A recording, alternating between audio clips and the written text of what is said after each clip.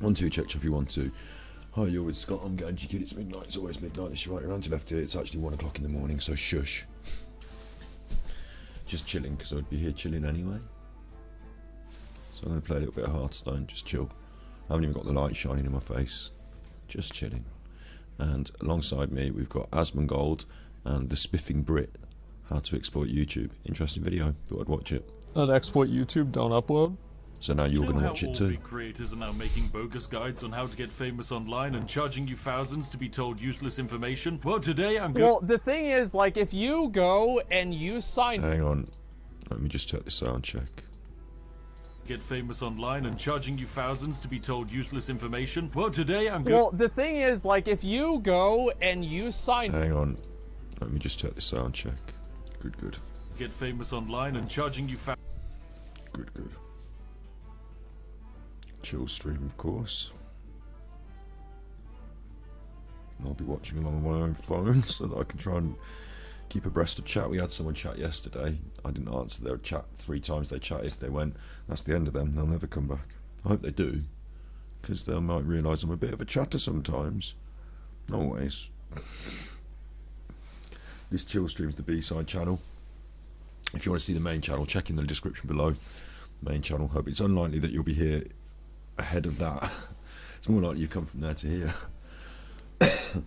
But it is what it is, so there we go. We're rolling. I'm going to be listening to Asmongold and the Spiffing Brit tell me how to exploit YouTube. Won't be taking on any of the advice. Be playing old Hearthstone, old dead Hearthstone instead. Ever loading. Well, that's the whole point, is I just want the chat. Oh, there we go. I've got the chat now. There we go. Old dead Hearthstone instead of doing what you're supposed to. Anyway, look. Up for one of these, like, fucking Hustler University classes, or you buy Ninja's masterclass on streaming.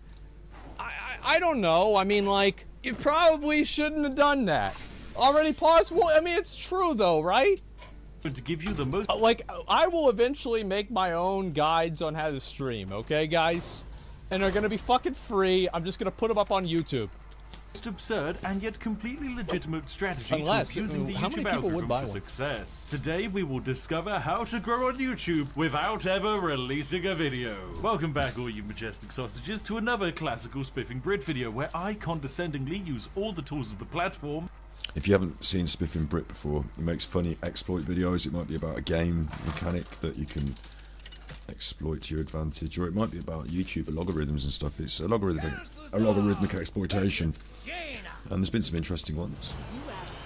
Obviously I'm not going to beat YouTube by not uploading, but it'd be funny to see how other people can do better at YouTube than me without even uploading, won't it? To do the exact opposite of what the developers intended. Today I'm going to be revealing a strategy that I've been perfecting on YouTube for the last few years that allows us to perpetually harvest promotion from the algorithm without actually creating anything. Today I will teach you how to edge YouTube. Okay, so first, what is growth on YouTube? Many creators think that we just release a video into the void and an AI god arbitrarily says, "Ah yes, you shall be given 45,000 views, little video." Wow. Alas, no. YouTube does not grow us with views, it grows us with impressions. So what is an impression? Basically, every time you see a thumbnail and a title as you scroll God, do through I know your various this. feeds and recommendations. Impressions.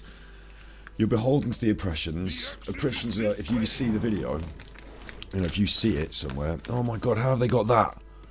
What the fuck is that? How have they done that? Are they cheating already? Are you cheating already? Mine opponent. Fuck.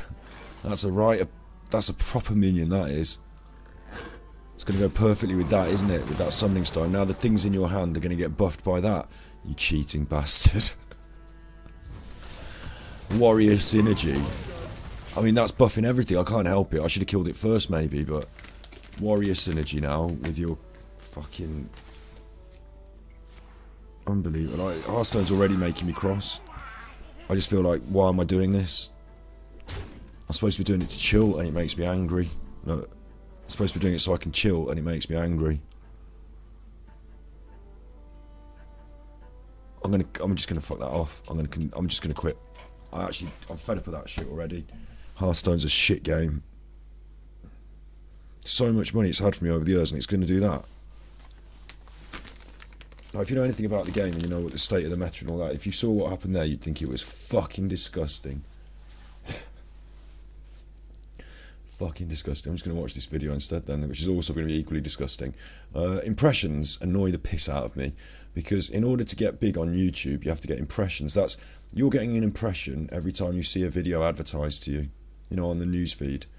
Oh, here's a video you might want to watch. Each video that comes up, that's one impression for me at my end, with my putting up a video, looking on my graph. Oh, I've had 1,000 impressions. Oh, that's 10% of that might come through to views. 5%, 10%. Oh, that's good.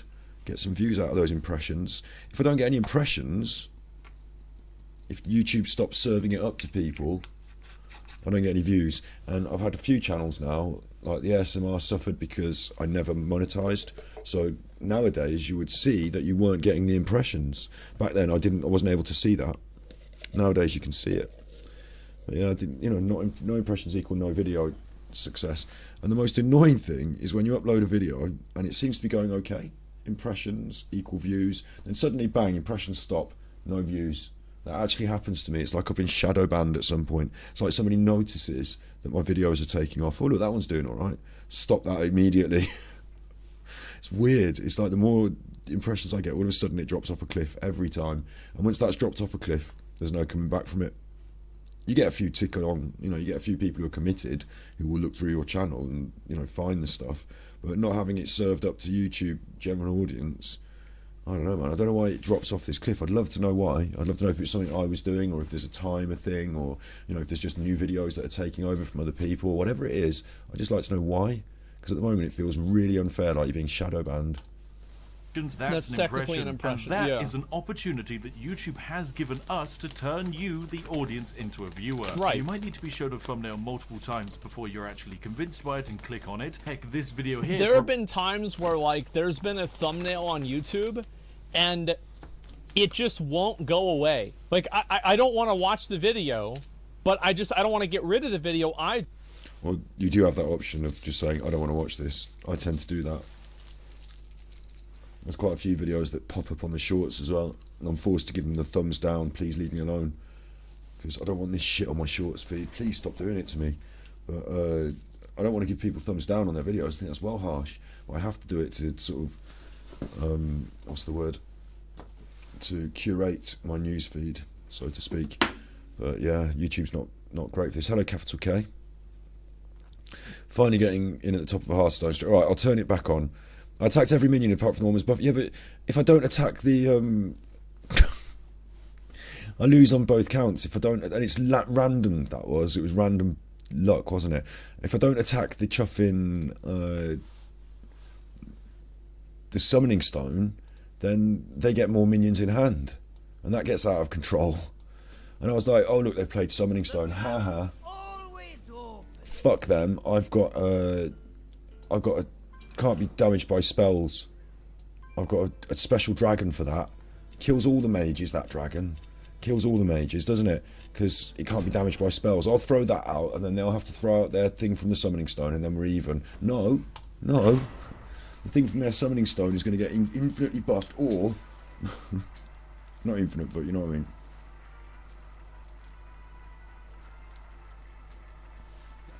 Or they get jackpot on the summoning stone. It just felt like it was there as a kick in the balls. That's all.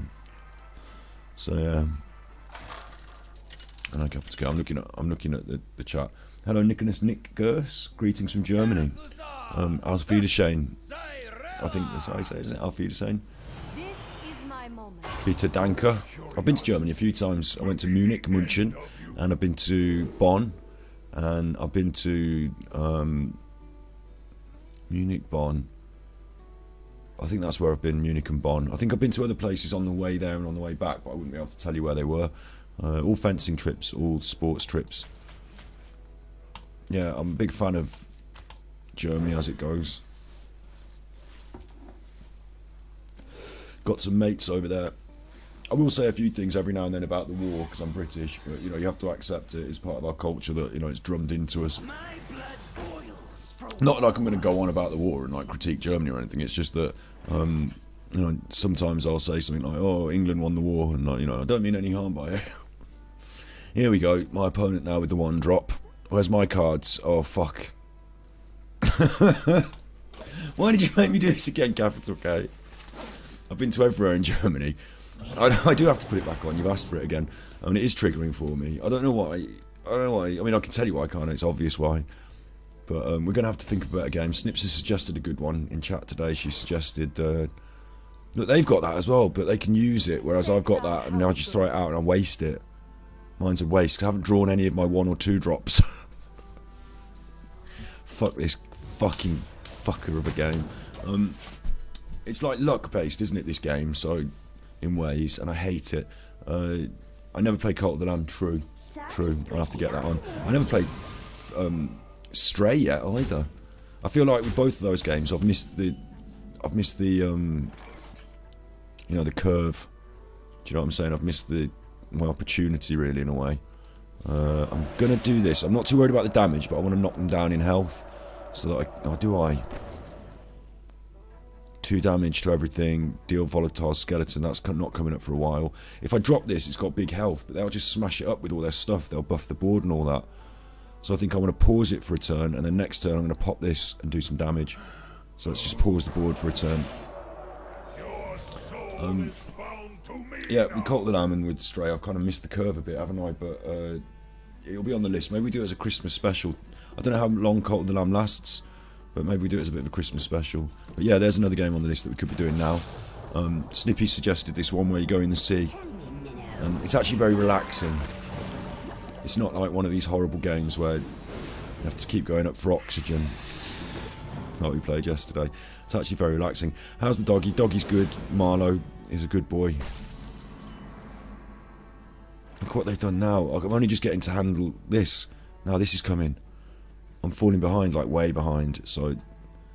Oh no. This chuffer of a game again. I don't like this priest deck as well with its chuffing. Do I want to even kill that? Well, they'll trade it if I don't kill it. With its chuffing infinite spells. Yeah, Marlo's a good boy. He's a good boy. He's been down there and playing with him earlier.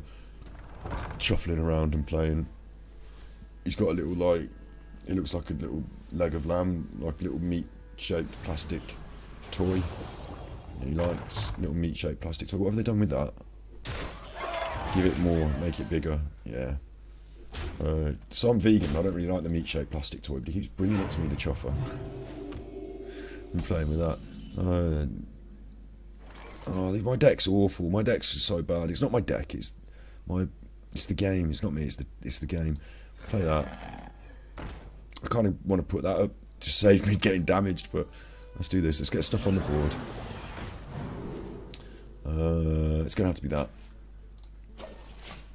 I'm looking forward to turn 6 when I can play that, basically, and I hope that I get some skeletons and do some damage, that's all. I'm going to play that and make it big. That's my plan. And then I'm also going to play several dragons and swap my deck out for the good dragons. That's my plan. I've got the legendary cards, look. Got the legendary card back. I'm a legend. Just fucking... rank gold, rank 6, rank 10, fucking rank rubbish. An update on Urza Miller, my doppelganger. He had a mental breakdown and became a cult leader. Oh, we could watch a video on him as well, yeah. I saw a video on him come up on the newsfeed. A bit like what we were saying here with Asmongold and that shit. I saw a video, look, I'm down to 12 health, I'm dead. I saw a video of him on the newsfeed come up, and I thought to myself, oh, that's that Urza Miller that Capital K talks about. Should I watch that? And I didn't, but, you know, it was there. It was close. Could have happened. It didn't. I'm going to have to play the armour, aren't I? Otherwise I'm going to get killed, I think. Armour, trade. Draw this thing. Yeah, go on then. The wails of these caverns chill me. I mean... I could still die. But if they don't kill me, then we can have a bit of a skeleton turn next turn, I think. Yeah.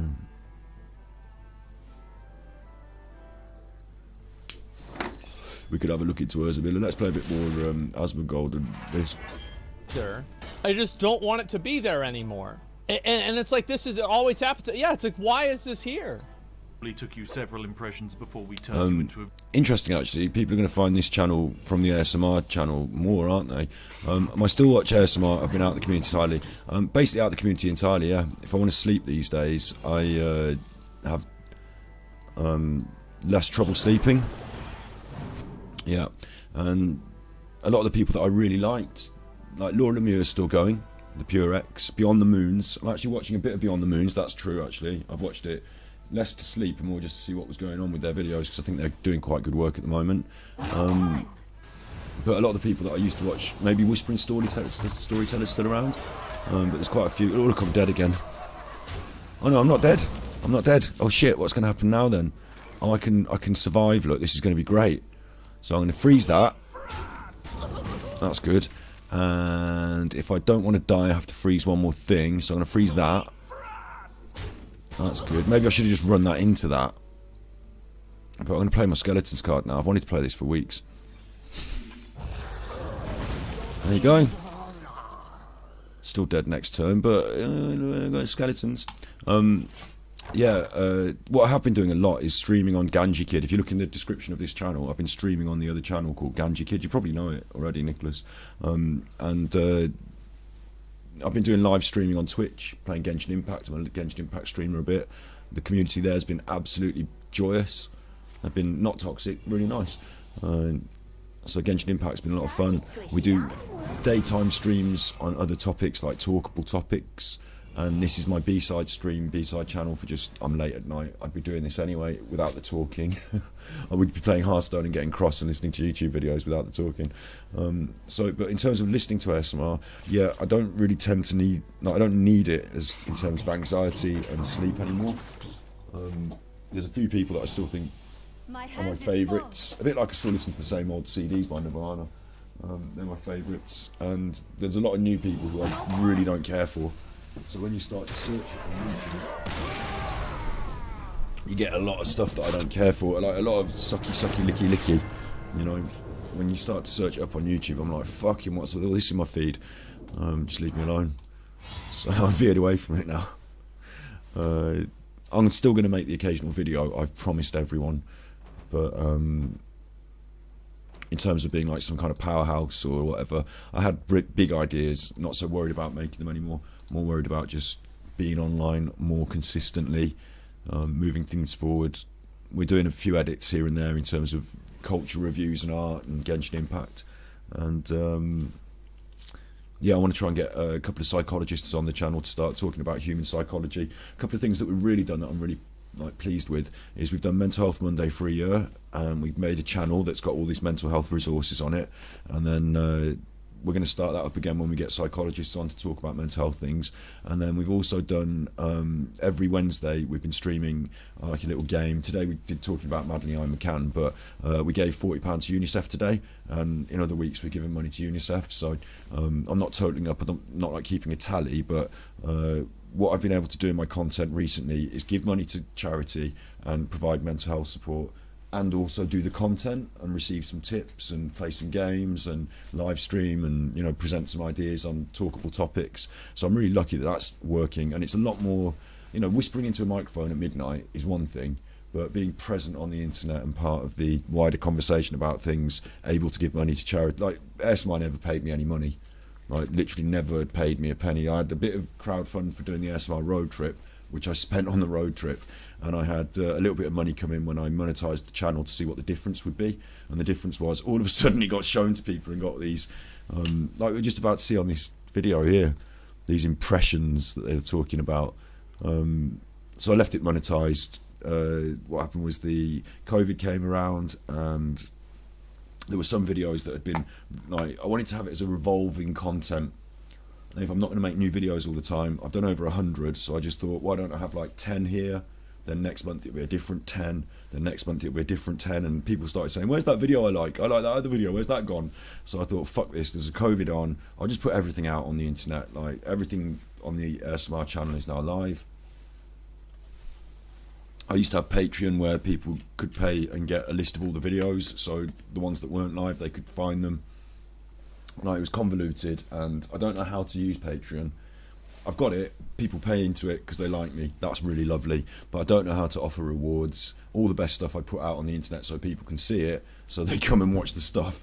If I've got anything better than that, I can't hide it because I haven't got anything. Like, it's weird to think that there's anything I could offer as a reward, basically. So, like, they want ASMR sometimes, maybe I could offer that in itself, but Yeah, interesting stuff. You think you only watch out of habit? Got a handful of videos that you still go to. Like you said, too much licky licky, yeah. And the ones that you're right with that though, like habit and some things. If I need it, like if I'm thinking I'm still awake and it's nearly 5 in the morning, and I really can't sleep. 1 or 2 certain videos I will go back to, if that makes sense. Like you were saying, like the ones that maybe I know work or I feel comfortable with, but. Strangely, even like I said, Laura Lumiere X is still making content. I'm not compelled to watch her new content. I go back to her old videos, the ones that I, remember were my favourites. So, yeah, I think in a way as well, it's like if you're an artist or a musician or something like that, and you experiment in a field for a bit, and you make a couple of albums or paint a series of paintings, and then some years later, people say to you, "Are you still painting those same paintings? Are you still making that same music?" If you were, there'd be a problem. Because you haven't moved on or developed or anything like that. And all the people that are big now are just doing the same fucking... I mean, no offence to them, there's some really good ones doing it, I suppose. I don't know because I don't watch. But aren't they just doing the same fucking thing over and over? Isn't the music all the same now? Doesn't it all sound the same a bit? Is there really that identity? That's why a few, like Beyond the Moons... I'm not the best person to ask because I don't watch it all, but a few seem to stand out and have a bit more identity. And it's not about like, I've done a Harley Quinn one or a Joker one or this bullshit. I find it tiresome. I'm not interested in someone's like Harley Quinn or Joker video. Like I'm interested in actual ideas, so not accidentally marketing someone else's movie for them. But yeah, so there's so much like wishy-washy shit now, and I'm not afraid to say it. I don't care what people think. That's just how I feel, isn't it? It's okay for me to feel like that. My obsession with UNICEF is like, embrace the licky. I mean, you can't embrace the licky ASMR anymore because, as we're about finding out about YouTube impressions, they won't give you impressions anymore. They banned it off YouTube, shadow banned it, because you can't get monetized and they won't give it impressions if they think it's sexual. And if you go on Twitch now, and some of the people that are on the ASMR community are like, "Oh, my video got took down from monetization," and like you look at it and it's like fucking her going, "Oh no, thanks." Yeah. But that's just how the system works. To get more views, you want more impressions, or to better convert those existing impressions into a view. Now, there's not really a way to artificially do something to get more impressions than you would normally receive, except there is. All right. Today we're going to be abusing a little bit of logic that was created for the YouTube algorithm, and we'll use it to yield some very unexpected results. Okay. So, let's say you're going to premiere a video at 6 PM on Friday. You upload and start the premiere at 6 PM on Wednesday, a few days ahead of time so that your audience can get ready for the release. Now, once the premiere page is there, anyone again, I can't be arsed with this. Either I've got the content ready to go and you might as well have it, or I'm holding it back artificially because it's ready to go and I'm just saying, right, premieres on Friday. No, I don't like that. As soon as I'm finished something, I'm like, get it out there in the world, finish to upload live. Like, it's almost like I've got a deadline pressure from the minute it finishes off the editing software to when it gets up on YouTube. I'm like working on it. I consider all that the work. And then when it's finished and I can press live, I can step back and say work is done. I don't like to put it on. I mean, maybe it's better for your marketing purposes to have it lined up like this, but I don't bother with that. Check it out. There's no video going to be released to the public until 6 PM. Not that I wouldn't do things if they were better for my channel growth. I mean, I would do them if they were better. It's just sometimes I can't be arsed.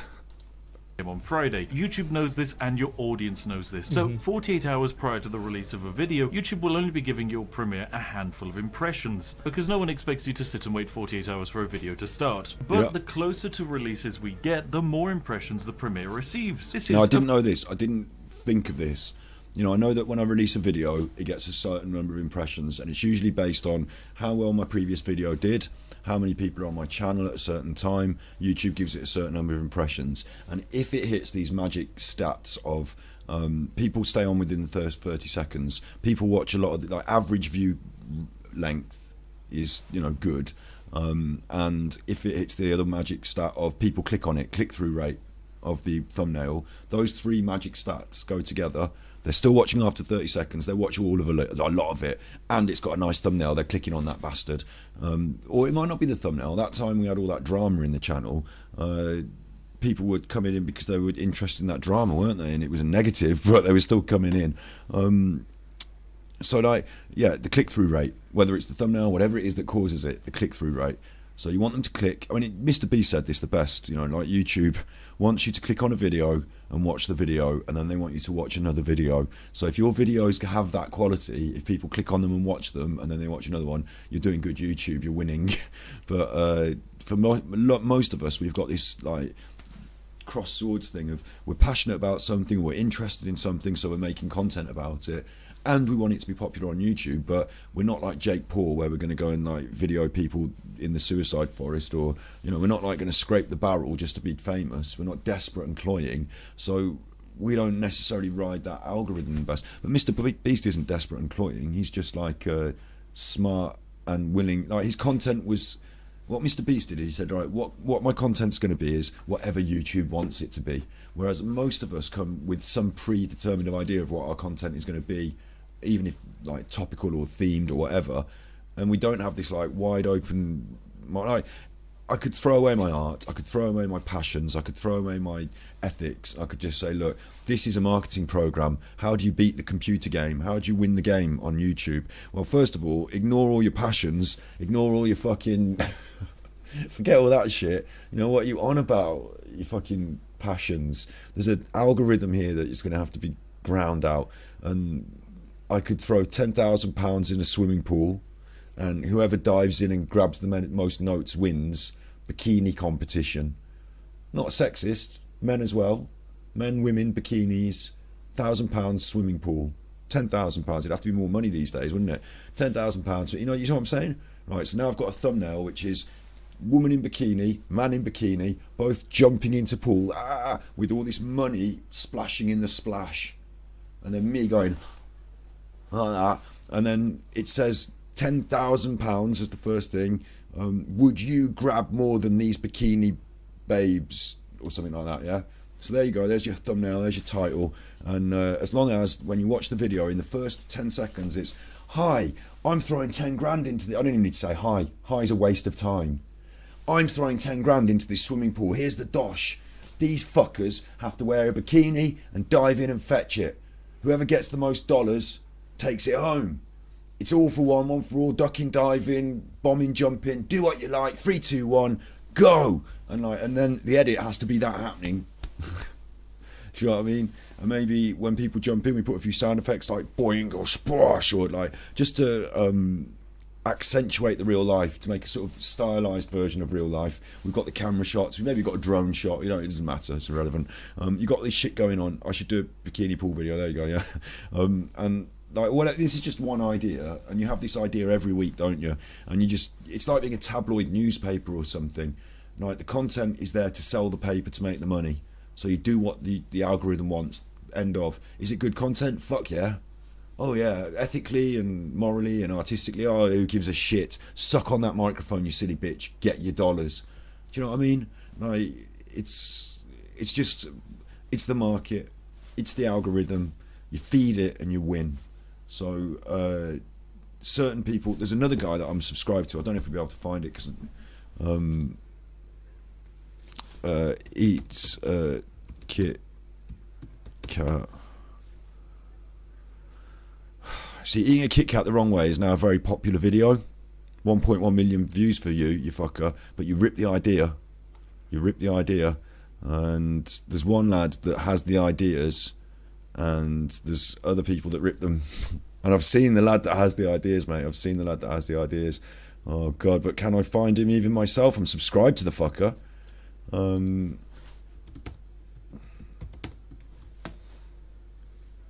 Is it eating? I really want to show you the original so that you know what I'm talking about. Not seagrass, is it? You see, it is this generation though. You see this sort of, you think, oh, that's like the Minecraft generation, kids with funny memes on the, like, that generation though, like, he's a bit younger than even that, but that generation took over YouTube after PewDiePie. And there's this like new, there's a totally different generation with different ideas, have worked out how to work the algorithm. All these people are feeding off the views that this one person got for their original video, and I can't find the original for some reason, which is doing my fucking nut in. I am subscribed to the chuffer, and I can't remember what he called his video and what. Like, it's just such a Minecraft streamer he was, and he was just doing all these little meme videos like eating, and people said, "Oh, you're an animal," and all these videos have come out since their video, so they've all obviously cottoned on the bandwagon, which annoys the piss out of me. I can't find it in my subs. What's his fucking name? He doesn't even have a proper name because it's like a Minecrafter. Like, it's just like a silly name. And this chuffer did loads of videos, and they all play the algorithm. They're all very clever videos, but his channel is not got any content. Like, not actually got any content. It's just stuff that you click on, and then you click on, and then you click on. And by the time you've watched about 4 of them, you're like, what am I even watching? But you're clicking on the fucking things. Like, there's no content there though. It's not like a collection of media that's going to serve mankind in any way. It's just fucking rubbish that makes you click. But that's what the algorithm wants, isn't it? I can't believe I can't find the fucker. And I've binned off the video we're watching. An exploit YouTube don't upload? Idiot. You know how it works. To get more views, you want more impressions, or to better convert those existing impressions into a view. Now, there's not really a way to artificially do something to get more impressions than you would normally receive, except there is. Today we're going to be abusing a little bit of logic that was created for the YouTube algorithm, and we'll use it to yield some very unexpected results. Okay. So let's say you're going to premiere a video at 6 PM on Friday. You upload and start the premiere at 6 PM on Wednesday, a few days ahead of time so that your audience can get ready for the release. Now, whilst the premiere page is there, anyone can check it out. There's no video going to be released to the public until 6 PM on Friday. YouTube knows this and your audience knows this. So 48 hours prior to the release of a video, YouTube will only be giving you... You're right, you're allowed to like Ephemeral Rift if you like him. I'll accept, I like, now all this time has passed, and he did send me once a mess. I couldn't be arsed with it. Again, I just couldn't be arsed with it. It's like I can't be arsed with it. I had the opportunity to reply to his message, and like, because I sent him a reasonably well worded, not a rude one, but a reasonably well worded one. He started using alcohol in his videos. I was going through the process of not drinking. I was like, I've got a bit of insight on this, and it might be, might want to think about the wider context of using alcohol in the videos, because maybe people that are watching your videos, like me, don't want to see that, and you help in other ways, it might be good. And he actually sent me a nice message and replied something along the lines of, that's a good point, I see your point, not going to change my content necessarily based on one thing, but thanks for highlighting something that was interesting. So we could talk, but I couldn't be arsed with it. I didn't bother. And personally, I haven't watched a lot of his stuff myself. It just wasn't really up my street. But you're allowed to like Ephemeral Rift. I'll allow that. I won't ban you. Hello, Hannah. Oh, you are back. See, Hannah yesterday commented and chatted, and what happened was I don't watch the chat all the time because sometimes I'm only on a little laptop up here, and sometimes the laptop's full screen on the game and I can't see the chat. So I didn't reply to your chats, and I was like, oh, I'm sorry, I missed your chats. And then you did 3 of them, and I was like, oh, I fucking should have replied. On Insta Shorts and TikTok, it's like relatable content. Oh, I'll tell you who I like. You'll like this. I bet you know who this is. As well. Talk about relatable content, yeah? And this is stupid because I'm not... I shouldn't be relating to this. And I don't really relate to this, but I understand that it's relatable, if that makes sense. She's about 22, 23, but she goes around like she's 16, or maybe 14. I don't know who she's supposed to be relating to this shit, yeah? But everyone says it's fucking relatable, and you can't have a YouTube feed without the mermaid scales coming up, can you? But I like the mermaid scales. Loud that she is. Why is she so loud? I'm gonna take my time. Yeah, that was fucking loud, wasn't it? I'm sorry about that. How'd you make it not so fucking loud, mermaid scales, you chuffer? Do you know mermaid scales? Have you heard of the mermaid scales? I've got the desktop audio I can change. I'll go back to mermaid scales.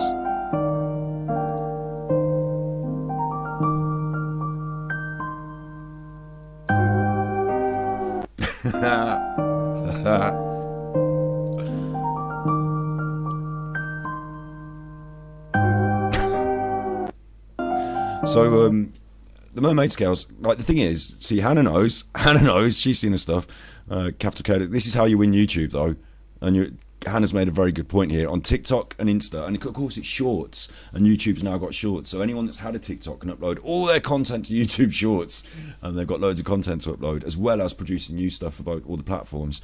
And it is obvious that younger people are not going to want to be where the older people are in general, are they? All the boring old fuddy-duddies like me, we're on YouTube, and we used to have Facebook, but we've abandoned it these days. But kids, you know, the young kids these days, they're not on old boring Facebook, are they? Or old boring YouTube with all the adults. They're on the new platforms like Snapchat. Oh no, not Snapchat, that's gone in the bin. Slapchat, is it? Slapchat? Slapchat? Happy Slapchat? Slappy happy chap. Anyway, they're on Instagram. That seems to have maintained, but TikTok, aren't they? They're on TikTok and they're on the shorts, and that changes. I love the idea of the short content. I'm not a big shorts producer. I get it though. I get it. I totally get it, and I think it's a real skill because it's short form content. So you have to be punchy, to the point, make the joke. Quite often, set up like a joke, you know, like set up, example, punchline, like 3 little moments, bang, bang, bang, and someone who really knows what they're doing with it is the Mermaid Scales. Asking if I need help across the street. All the kids swarm around me, yeah. And whenever a teacher was absent, it was lit. And so we all understand it as well, what she's talking about. But it's funny because she's 20-something. She's not in the same like age range that she's relatable to, is she? Like being in the class, things like, I wouldn't consider making content about being in class when I was 22. Like maybe she's talking about university class. I'd fuck that off as well. I'd have to make content about like being fucking wrecked up at 6 in the morning. Like that's what I'd have to make content about. You know, when you're still up at 6 in the morning playing on the PlayStation and everyone else is waking up. And anyway, look, you know, when you're so drunk you can't find your way home, so you have to sleep in the lift of the building that you're pretty sure is your building. You know, those ones, so relatable. And it wouldn't be relatable because I was a fucking mess. But she has got her life sorted, switched on. She probably still lives with her parents, does she? She makes out like she does. And like things about her little sister. Like the most relatable person on the internet. But yeah, of course, I don't relate to her. I've never watched her YouTube videos, actually. I wasn't aware that she did videos. That's funny, isn't it? I wasn't aware of her YouTube videos because I've watched her shorts because they come up on my shorts feed. And when you've watched a short that comes up on your shorts feed, another one will come up. You can't change it. It's how it works. But these have got like 22 million views.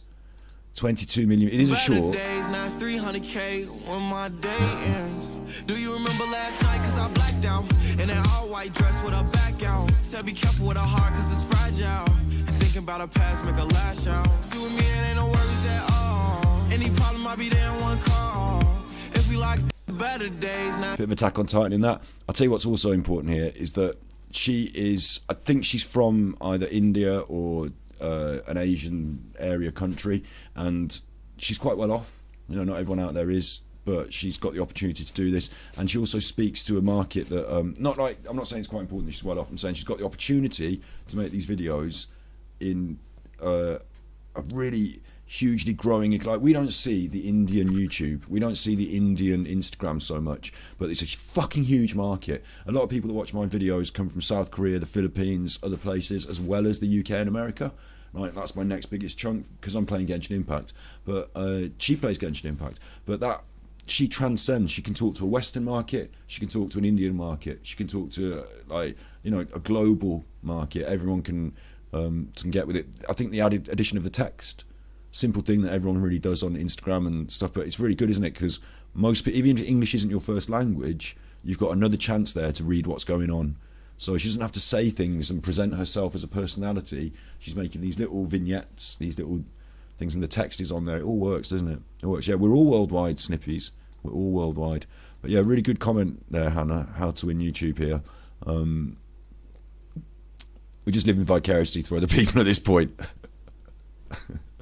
The comment, your favourite comment is, "Oh my God, I've no original experience." We're just living vicariously through other people. But she also talks about some stuff that we've all sort of done, isn't it? You were inappropriately asked to prom. I've never been asked to a prom or gone to one. But like she's talking about, we've all had a teacher. We can all, even if you're a bit older like me, you can get the joke. So one of the most relatable people out there, very impressed with her. I'll tell you what she's also good for is she's making a lot of content quite a lot, like consistently. It's quite a lot of work, and she's got editing skills. She's got makeup skills. She's got all the different skills that a lot of different YouTubers just have like one channel based on, like makeup channels. But she's actually got all these different skills, the transitions and all that. She's a really, really good media producer. She's really clever. She's like a really good media producer. And look at that one even. Look, she's got the thumbnail. What she manages to get as well with the shorts is she quite often gets the shorts with the face. You know, when you've got the thumbnail face on the shorts and it clips it at the right moment and you get the thumbnail face. Like quite often she's got quite a, what's the word? Like her face puts her emotions across. There's a good one. That Demon Slayer one. Look at her eyes and the makeup and all that. That's a thumbnail in itself, and all she's had to do is loads of makeup, loads of work, set design, all this. but like bottom line is, it works, doesn't it? It's like a powerful thumbnail. She's got the face for it. She can pull the different expressions and make the faces, and that attracts the attention. It's very expressive, I think is the word. You never started I started in Instagram. I took photos of things I saw in my environment, and people didn't care. And what I noticed after a couple of years was nobody did that. The ones that were popular were taking photos of themselves. I didn't realise it was supposed to be photos of me. So fuck that, couldn't be arsed. Again, couldn't be arsed. I'm not even bothered taking photos on my phone anyway. They never come out of the phone, do they? They're always stuck in the phone at the end when you have to bin it off. You have to delete those fuckers at the end. I do a bit here and there, you know, if it's the dog, photo of the dog, but I can't be arsed. Yeah. How to exploit YouTube. Premiere a handful of impressions, because no one expects you to sit and wait 48 hours for a video to start. But Well, I'll tell you something though, in today's day and age, I'm like joking, I can't be asked. I'm trying to be a successful media producer. What am I saying? Oh, I can't be asked to keep up with my field, my chosen field. I can't be asked to keep up with the standard, you know, the standard workings of the industry that I'm in. Can't be asked. It's a funny old game. I'm a funny old bugger. the closer to releases we get, the more impressions the Premiere receives. This is, of course, perfectly logical, but the best way to track how effective this exploit is with the real-time views on a Premiere or stream's trailer. This graph here I've only premiered one video ever, and whenever I premiered the video, everybody was talking shit about me in the chat, and it made me mad, and I was banning people. And I was like, man, why the fuck did I do this? Why did I do this to myself? Like, I already have to deal with this on one fucking platform. Now I've got the same people that are banned on Twitch. I didn't ban them on YouTube. They're talking shit in the fucking comments in here. I was so I'm going to put on some relaxing music while we talk as well. I was so, what's the word? When you're like delicate and easy to rile. I was so fragile. No, I don't know. That's not the right word. But in the early days, you know, and when we had all that drama with the trolling and, you know, whatever, I was so fragile. Like, you know, people would say some negative shit and I'd be like, right, I'll fucking tell you why you're wrong in a fucking comment then. And then, like, you know, it's a waste of everyone's time. It's just a fucking waste of everyone's time. So, like, because it all happened in one big go to me, like, I didn't really get many negative comments on the ASMR, did I? Like, generally. But then all of a sudden we had this big wave of all these, like, issues. Overly sensitive. Yeah, sensitive's a good word. I was fragile. Overly sensitive. You're fragile and strong like glass. You're fragile and strong like glass. That's one of my lyrics from something. Happiness can spread like fire. If you've no desire to live for yourself, live for someone else. You know, you're fragile and strong like glass. I'll edit it down to a news flash. Yeah, anyway, like, yeah, when I was bombarded and that was tough and whatever, yeah, I'm not going over it and over it. You know, that's not the point. What I'm saying is that nowadays, like, he's talking about things there, like, people can just come and say what the fuck they want in chat, and I just fucking laugh about it. Like, we've had a couple, haven't we? Because we've been doing the conspiracy theory stuff on the Ganja Kid channel. We've had a couple with the conspiracy theory stuff. Once somebody managed to derail the stream, and that's a totally different kind of troll. They weren't there saying mean things to me. They were asking me questions, and I was following their questioning, and it was taking me on a weird journey. And it was, do you think, what was the one they said? It was about numbers and metas and whether magic spells are actually real, and you know, the combination of certain, like, this word sounds like this, so it means this, and I was like, no, it's bollocks. And I went on a right one about etymology and word origins, and like, we weren't doing a stream about word origins, so that's another form of trolling, is to derail someone by, you know, being in chat and sort of going under the radar and talking a load of weird shit and taking people down a funny road. But nowadays, like, obviously we can ban people. YouTube's got an automated system now, so they can't just say a load of bullshit. But I don't think anyone could hurt me in any way on any kind of comment on the internet. I just really don't these days. I can understand what Asmongold's saying if, like, oh, people are talking in the chat and it's annoying you and they haven't even launched the video. Like, it's better just to launch the video and not see that shit. Like, come back a few days later when you upload the next video and look at the comments. That's the way I work. I've got an app on the phone that will show me real time. So if I'm getting extra obsessive, I can look in real time at how the videos are performing. But who needs to do that?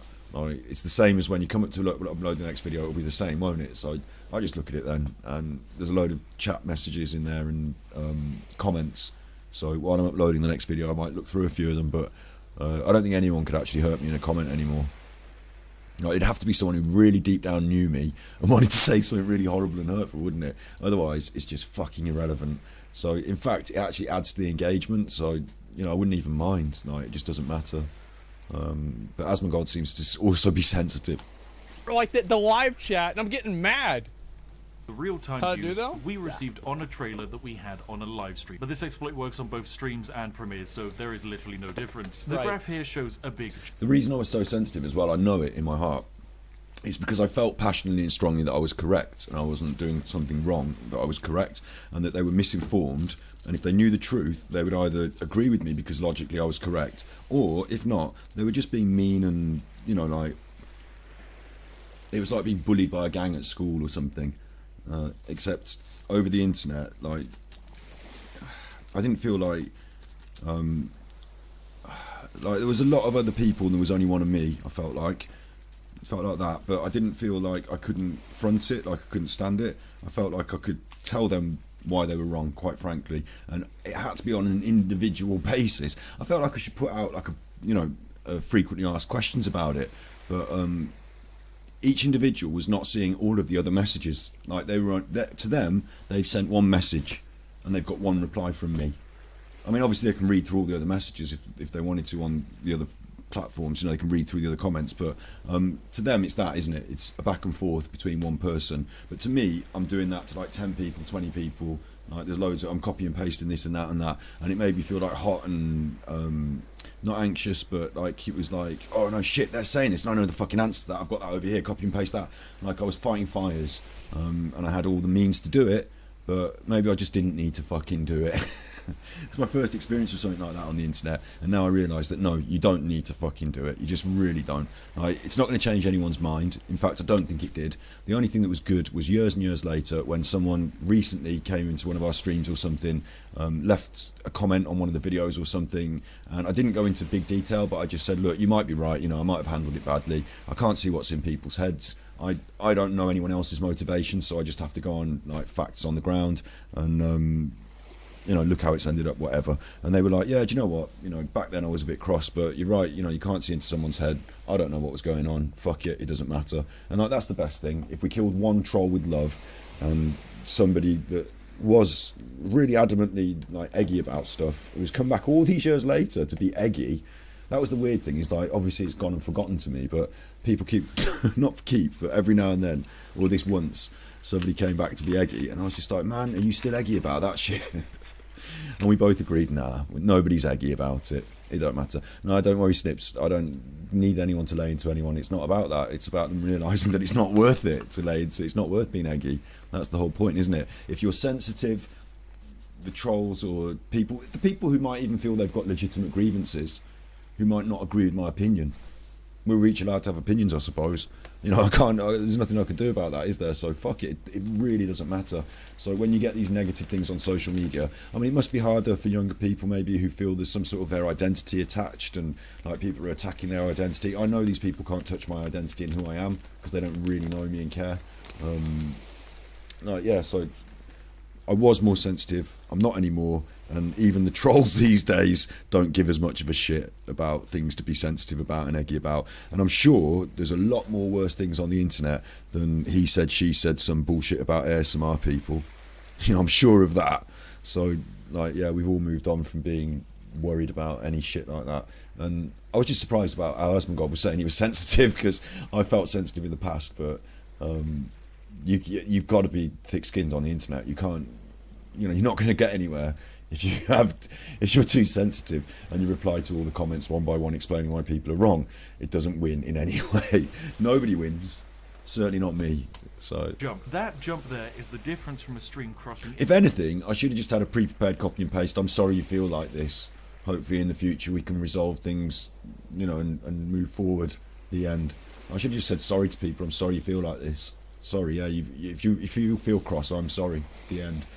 Instead of like, no, you shouldn't be cross. I could tell you why you should be cross, and if anything, you should be on my side. No, it just sounds like a load of bollocks, doesn't it? It doesn't matter if you're right or wrong. You just sound like a cock, and I did, and I was wrong to do that. So, way in the past, anyway. To the 1 hour until start threshold. As you can see, we're suddenly getting a lot more real-time views. Yeah. This also correlates with a massive increase with the amount of impressions we're getting. The logic is of course simple, but it does create a problem, because if YouTube starts sharing the premiere more and more the closer we get to a release, then what happens when we compare the difference between 1 hour from release and 30 minutes from release? Oh no! That's Wow. another huge increase in conversions and impressions, That makes resulting sense, in more yeah. views on my trailer and more people waiting for the event to actually start. But Okay. this is well designed and it can't. I mean, this is good if you are a good channel like Spiffing Brit, who has people waiting for their videos. But I wonder, you know, it depends on the content. Like maybe if I just premiered what we're doing tonight, no one would give a shit. But maybe if I premiered something we'd worked on for months and I promoted and said it's coming up and it's going to be a good video, and you know, then people might be there waiting and the impressions might work. But certainly impressions equal views, and without impressions, no views. So to see that you get this huge boost of impressions simply by premiering a video is incredible to me. I didn't realise it was. Obviously it's like that. People have to see the premiere to choose if they're going to watch it. But I would have thought, like, in my heart, that if someone sees a premiere advertised and the thing's not on right now, like it's on tomorrow or the day after, what I tend to do is go, all right, I'm not watching that now, obviously, and skim past it. Like it's like a negative. It's almost like an impression that I'm not going to. Like it's a failed impression, because the fact that it's not on live now, I'm on YouTube live now to look at things that are on live now. I think that's why the live channel concept works so well. Like YouTube promotes all different videos and lives, and people see a live and they go, oh, the live is on now, I'll watch that. I mean, the video's there now, but the live is happening now, it's live. I can always watch that video, that's there forever. But the live interaction is happening now, so I'll go and watch that instead. You miss premieres because you have a bad memory. There's another one. You can actually press a button, can't you? Like, you know, remind me. But again, I don't want you to remind me tomorrow or whenever it's on, because I don't know what I'm going to be doing.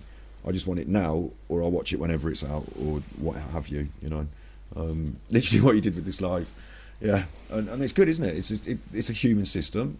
We want to be interactive. YouTube are promoting it. It's a good thing. I think it's good. That's why I do more live content now than edited work. And it's why the edited work that we do is often cut from these lives. Like little clip channels, stuff like that. Got increasing views, helping me get more views on my Genshin Impact streams on Twitch. YouTube's a good platform for all this stuff.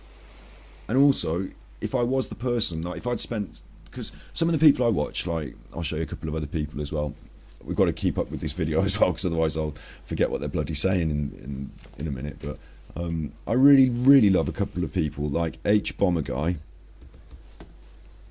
Like, this is like massive respect for H Bomber Guy. And I also want to open up another window for ContraPoints. Like, ContraPoints would probably be, if I had to only have one channel that I could watch, like if everyone was banned off YouTube apart from one person, this would be the one person I would like to stay on YouTube. ContraPoints. ContraPoints makes videos about social topics, justice, cringe, shame, cancelling, beauty, transgender, men, opulence. Like, really interesting social, psychological videos. And on top of that, she shoots them in a cinematographic cinematographic homage. Like, she's not making a film as such, she's making a YouTube video, but she plays a character sometimes, she is in a set, she lights it, she's written a script, sometimes there's a plot involved, like, you know, little skits and stuff. So there is a bit of cinematography, like, you know, it's like someone who's been to film school, who's also studied social politics at university. It's like someone who's been to university for 2 different things and forced the 2 wonderful talents and vision together to create something incredible. Her YouTube channel is the best channel I've ever seen. The thing is, right, oops, not the J.K. Rowling video, fuck J.K. Rowling. Yes, she slowed down the amount of material she's released. There's this video called Cancelling 2 years ago. She got cancelled. Like, people didn't like some of her opinions on certain things. There was a big Twitter. Big thing on Twitter. I don't follow it that much, so I don't really know about it. I can't remember exactly. But, you know, she had a chunk of her audience, or the audience or whatever, give her some shit. And I think it might have made her think, oh, I don't really fancy this that much. But also, when you're getting millions of views, and this is what I was going to say. Oh, I think she's okay. She's made videos since and is present on Twitter. But she didn't get fully cancelled. I can't remember exactly what it is, and I don't think she was in the wrong, actually. I think she had a good point, but can't remember. Anyway, she does invoke controversy sometimes, doesn't she? But what's really interesting is that she's not making like a video every day, a live every day, 2 lives a day, editing it down, making the clips lead to click-throughs to your main channel. She's not doing that. She's one of like the old school. We make a proper video. It's 30 minutes, 40 minutes. Some of them are hours, not hours, because she's making all this like cinematography with it and doing the lighting and like, so there's a lot of work goes in. But they're not short videos, you know. They're like, this one's an hour and 40 minutes. That's an opus. This one's an hour and 20 minutes. But often they're long enough, you know. They're detailed, some of them, and when they are over an hour long, like, that's a lot of work. The video essay format that is presented here by ContraPoints, I might as well pick one and let it roll a little bit, mightn't I? The cancelling one, whatever. The video format, like the video essay format of either writing, scripted, or she is scripted because she invokes another character to talk about a different side of an argument to herself, within herself. So the idea that you do all that, you do all this work, it takes you at least a month to get it all together, to write it, to script it, to set up the ideas and film them, and then you edit it, and editing takes a while. Even if you've written a script and you're editing to a script, it still takes a while. You've got ideas. I need to get this photograph of this guy, I need to get a photograph of that, I need to, you know, and here's this bit where I talk about this, so I wanted to do this and that. You know, there's all this stuff to do. It takes, I know exactly because I've done it, it takes a while. And if you then publish once a month and you are successful, then that's fucking awesome. If you're getting millions of views on your once a month, if you've got patrons and subscribers and all this business, and you know, the patrons really help someone who's a creator in this way, because during the month you're not getting consistent this and that. You are, because you're getting fucking loads of views on your big videos, but do you know what I mean? You're not doing like a live every 2 days, are you? So yeah, Buck Angel, like, that's a whole story, isn't it? But like, you're not doing like, you know, short form, you're not doing any shorts, for Christ's sake. Like, this is the big picture, isn't it? It's like big work, and I fucking love it. I really respect it. H-Bomber guy as well. Like, I thought I'd be able to do this on YouTube as well. I thought I'd be able to do something akin to these wonderful creators that I absolutely admire and respect. On Battery Exhausted, I was making video essays about veganism and social topics, and I was doing the editing, and I was maybe pumping them out a bit quicker and maybe not taking as long between edits, and therefore making slightly shorter videos. But H-Bomber Guy has made a few videos about games and other sorts of stuff. Quite a lot of them are left-wing, right-wing debates. Like, he's right-wing, he's left-wing, and he talks about like these sort of things, and he's developed a following. And again, like ContraPoints, it's very similar to ContraPoints. It's ethical, it's political, and it's millions of views, but it's one video every, you know, month, 2 months, 6 months. You know, like ContraPoints, slow down. I'll tell you about the slowing down in a minute, but they've reached the real peaks of the YouTube thing. Millions of views, good money off YouTube views and adverts, sponsorships. I don't know if they are sponsored, but you know, opportunities like that. Patreon, stuff like that. You know, solid support, big views.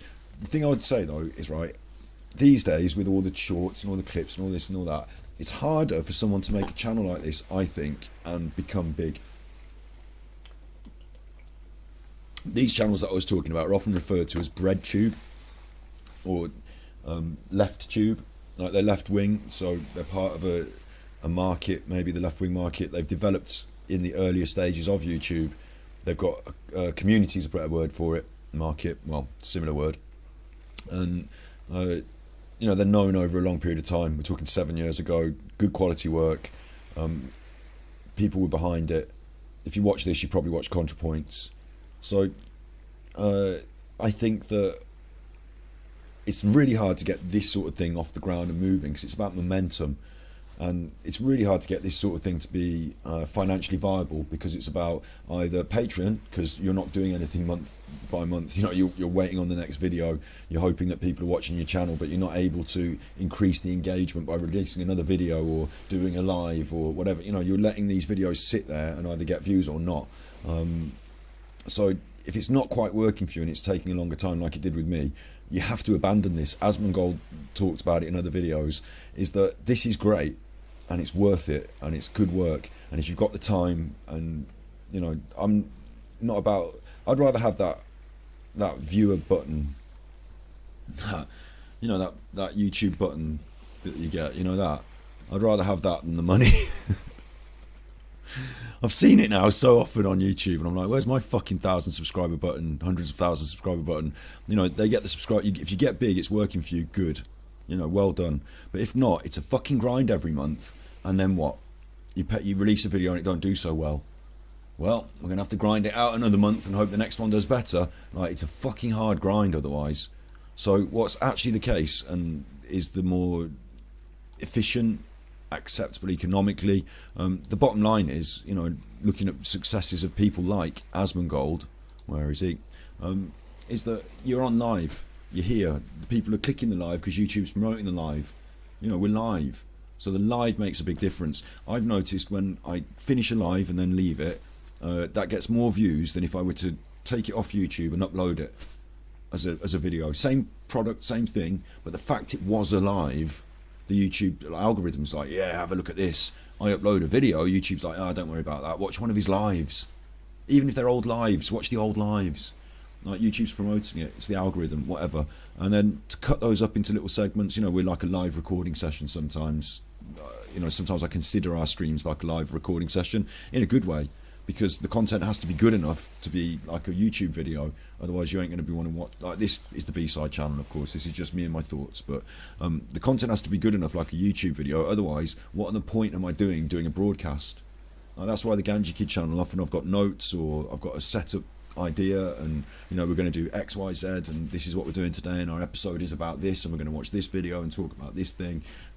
You know, I've got a bit of an idea of a script, and it's like I'm editing in my brain while we're going. You know, it's like I'm trying to make a live YouTube video, and if there's not many viewers, that's cool, because I can then edit the fucker and put it up on YouTube. I thought that's a good thing, isn't it? Certainly for Twitch, you know, a good way to think about being a Twitch streamer. If no one's watching, stream like there's 20 people there, stream like there's 100 people there, talk your way through the fucking thing, make sure that you're constantly, because at the end of it, you've got something you can use, you've got like a performance of yours that you can edit. Something might have happened, and whoa, I didn't know this was going to happen, oh god, look at the way they're shooting at me, oh, I can't stand this, I'm going to delete the game. You know, these sort of things, if you didn't talk it through, you haven't really got that. You could put a narration over the top later, but do you know what I mean? It's good practice to be like a live recording session, and YouTube loves that. You make a short out of it, you do a live. YouTube fucking loves it at the moment. You do the old form, your ContraPoints. I really believe this as well. I might be wrong, but I really believe this, that ContraPoints now, H-Bomber Guy now, new creator, you know, going into it new now, they wouldn't make it as big.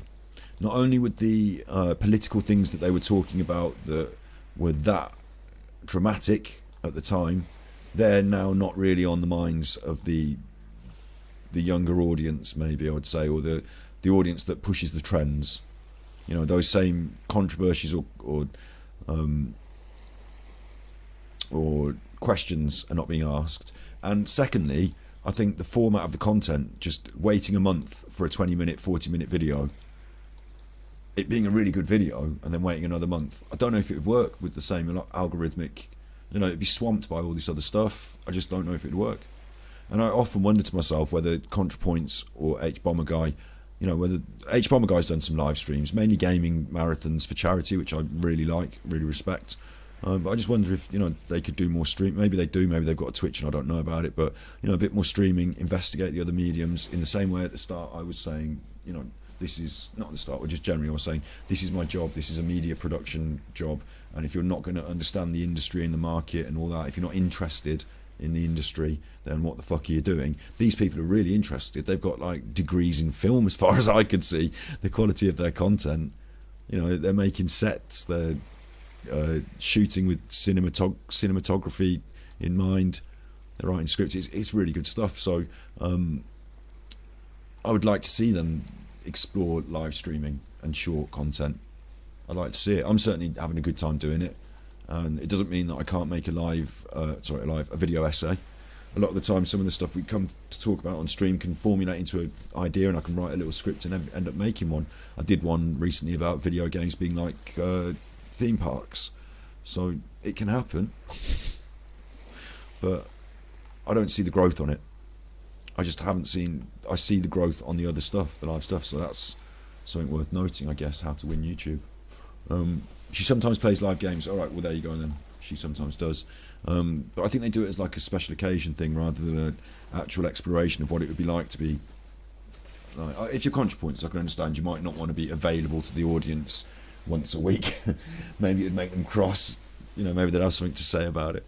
Oh, I don't like you because you were this and that, and then they'll have a row. Oh, I have to ban you. But do you know what I mean? I just think what we've done is really interesting to me. Being here and being available and being part of this has been fun. So I'd like to see their take on it because they're such extraordinarily good content creators that I think they'd only have wonderful things to show us and maybe some new ideas. Last forever, because after just 30 more minutes of extreme push and promotion from YouTube, the premiere starts in earnest, and all we got was about 1 hour of really good push and 30 to 15 minutes of explosive reach. That's what I see so much. That's what I see so much. 1 hour of really good push and 30 to 15 minutes. That's what I see on my videos. They're like going up, and I'm like, oh, this is going to go well. Look, that first hour, it's gone up. And then my impressions stop and my video stops. And I'm like, no, it was going up. They're just measuring impressions there, but I see the result of impressions as views. Like, I get more impressions, I get more views. My click rate's over 5%. My view past 30 seconds is happening. Average view is over a half of the video, or what have you. Maybe not on all the Genshin Impact stuff, because they're like 5-hour streams and like you'd have to watch an awful lot to get to halfway. But do you know what I mean? Like some of the videos are going like this, and then just like this. Sorry, no more impressions for you. Thank you for your content on YouTube. We're not going to show it to anyone else. Like, why? What's going on? They was going well. Minutes of explosive reach. That's good, but also the way the system was intended to work, so it's still relatively balanced. But this got me thinking, if we get the most push from a premiere in the 15-minute window before it actually starts, and yet nothing 48 hours before, then why bother with the first bit, and why bother even starting the stream? This is when we created the idea of the YouTube edging, a strategy where we perpetually teeter a premiere or stream start endlessly at the 15-minute mark. And oh boy, is it broken. So what are the results and consequences or benefits of this exploit? Well, having more people waiting for your video or stream might actually... So it's like they're on a perpetual starting soon screen? Like it's like starting soon. So Train was right. Train had it right with the fucking 2.5 hour intros. Nowadays you would say don't have a starting soon screen at all, because like we were saying about live edit, like if you tune into a video because it's live and you want to watch the content and it says, oh, we're not here now, we're going to be there in like, I don't know, 10 minutes or something, you're going to go and watch something else. Fuck that, I'm bored. I'm not here to watch you waiting around. I'm not here to wait around for you. Like the starting soon screen used to work. It used to work, and it probably works on Twitch better. But on YouTube, people press the button, and then later on when your stream is on YouTube, when it's live turned into a YouTube video, you know, there forever, the people watch it back later, they've got to skip through 10 minutes of starting soon screen. Like, it annoys people. So what you want to do is, at the very first second that you turn on your video, you want to say, hi, my name. You don't have to even say, hi, my name is these days. I say that fucking shit. Hi, my name's Scott. I'm Ganji Kid. It's midnight. It's always midnight. This is your right ear and your left ear. This is what you really want to say, is you want it to come on immediately, and you're supposed to go, this is what you're going to get in this video, and this is why it's valuable to you to watch it. So what you're going to get in this video, I should have said right at the start, is I'm going to sit here while Asmongold watches this video about how to win YouTube, and what you're going to get out of it is all the information you need to beat the algorithm. Stay tuned. That's what's happening. You know what's coming up. Your time is being respected. I'm telling you what is going to happen and why you're going to want to, not just what's going to happen. Today we're going to play Genshin Impact, but why you're going to want to stick around and what you're going, the value to you. We're going to play Genshin Impact, and it's going to be relaxing and interesting, and there's going to be conversations about art and culture, and you never know what might, you know, you've got to sell the value to somebody, and it might be that you're doing a how-to video. You know, hi, today we're going to unbox and set up this DJ mixer. You're going to learn how to plug all the wires in, and within half an hour you'll be DJing. So, like, stick around. Like, do you know what I mean? That, you need that right bang start. 10 minutes of I'm coming on in a minute is fucking rubbish. It's proven out by the stats. Some big people get away with it because they're big, so people will wait for them. Some people do it out of habit. On Twitch it might work more, but on YouTube, do not do that. Do not bother. It's not worth it these days. The stats bear that out. There's my top tip. Holy shit! Be more beneficial than you. And yeah, you know better to expect than to know what to expect. That's right. Think. The more you do it, the more people that. And I can't follow these rules, because I can't say to you, yeah, coming up today, I'm going to take a massive tangent and talk about something completely different. I don't know what's going on, frankly. Arrive and wait for your stream or premiere to start. Yeah. And this, ladies and gentlemen, is where the fun begins. Sure, the initial views will be higher, but what we want is a juicy advantage, and that comes to us in the form of velocity, or the snowball effect as I like to call it. Think of any video on YouTube as a giant snowball. The larger Yeah, the... totally this. If for any reason your snowball gets arrested, stopped, oh, we copyright on this one, or like for some reasons that impression thing drops off, the snowball can't keep rolling, you're fucking fucked. You're beholden to this, and it's really frustrating sometimes, I think, because you think things are good comments are coming in, people like this one, and then you might, like I said, it might be the snowball gets stopped because YouTube just for some reason stops fucking suggesting it, and then that snowball is stopped. Like, another thing I was going to say that stands out to me here is this exploit, as funny as it is that you can constantly have a coming up in 15 minutes stream and never actually do the stream and win at YouTube. That's funny, but it just shows you that the algorithm's not always right, doesn't it? It shows you that the algorithm works like a computer works and sometimes makes mistakes, and that it doesn't really verify who's got the best content, and it doesn't really verify who's, you know, put the amount of hard work in, or like I was saying, these people, they have succeeded. I don't know how many ContraPoints there are that didn't succeed, that I didn't watch, that were just as good as Natalie Wynn. You know, but Natalie Wynn is fucking good, so she deserves all that success and praise. H-Bomber Guide, the content is really good. YouTube doesn't know the content's really good. It has to assume that if people watch it, if people click on it again and come back. And that's why you've had clickbait and all this other stuff where the content is fucking rubbish, but YouTube is confused because people click on it and they watch it. So there's like these two worlds of like really good content that's worth it and valuable, and stuff that's like kind of trash but people still click on. Think of it like news media. You've got the Times, you know, you've got the Financial Times, very important, and you've also got the trash National Enquirer and stuff like that. Still gets lots of views. Like, popularity somewhere in the middle for most things, isn't it? And everything's okay, I'd say. Obviously, me personally, I don't really want to read the trash in the National Enquirer, but everything's okay, isn't it? It's the world. So a glorious bait and switch, there's quite a lot of that. But if you do too many bait and switches, then people won't come back and watch. And that's why initially it can give you a pump, but you have to be there with the content as well. The perfect thing for YouTube is the amalgamation of that, the Mr. Beast stuff, the Jake Paul stuff, where there is actually content behind it. It is well edited. They have got ideas. It is a bit tabloidy trash, but even, you know, even the highbrow people kind of want to see what's going to happen when they jump in the pool with the sharks. Do you know what I mean? Like, it's something that can reach across different boundaries, and you know, your dad can still be like, oh look, is he going to win £1 million if he touches that truck? Or like, do you know what I mean? Like, anyone can like touch his base human emotions. It might not be necessarily that trashy even. Like, it doesn't have to be, but yeah, when it comes together in that way, really good. And I think H-Bomber Guy is a bit interesting here, because some of these thumbnails are what you might say suits the YouTube thumbnail, and some of them are not. Some of them are quite interestingly different, but they all seem to manage to pack the views. So I don't know if it's the thumbnail or not for someone like H-Bomber Guy. Can't really tell. And YouTube is the only artificial intelligence that would really be able to tell us, but it won't. It will just show us the results in view counts, won't it? So that's all there is to it. But higher, but what I wanted to point out that it just proves that maybe there are some really good small channels out there, like mine. No, I'm not talking about me. I mean, like there are some. I've seen it in ASMR as another good example. There are some really good small channels out there that might not be able to work the algorithm, but the content is fucking banging. So the YouTube algorithm's not always right. Quite often it works to produce really good content at the top. It's not going to produce just dog shit at the top all the time. That's not going to happen. Quite often it does work, but it doesn't work in terms of if you're good, you get success. That's not guaranteed on YouTube. And so, as in terms of career choices, I suppose it's a bit like fishing in a way. You know, you can be a fisherman as a career, can't you? You can go out and you can fish, and you can't guarantee what you're going to catch. So some days are good, some days are bad, but overall you grind it out. And some people get really, really successful. Some people, like, you know, maybe gold mining or something, you know, something like that, maybe.